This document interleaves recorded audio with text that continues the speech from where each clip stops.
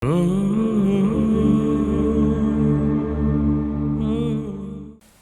الله الرحمن الرحيم. اقرأ باسم ربك الذي خلق خلق الإنسان من علق اقرأ وربك الأكرم الذي علم بالقلم علم الإنسان ما لم يعلم كلا إن الإنسان ليطغى أن رآه استغنى إن إلى ربك الرجعى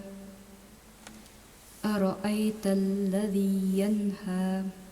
عبدا إذا صلى أرأيت إن كان على الهدى أو أمر بالتقوى أرأيت إن كذب وتولى ألم يعلم بأن الله يرى كلا لئن لم ينته لنسفعا بالناصية ناصية كاذبة خاطئة فليدع ناديه سندع الزبانية كلا لا تطعه واسجد واقترب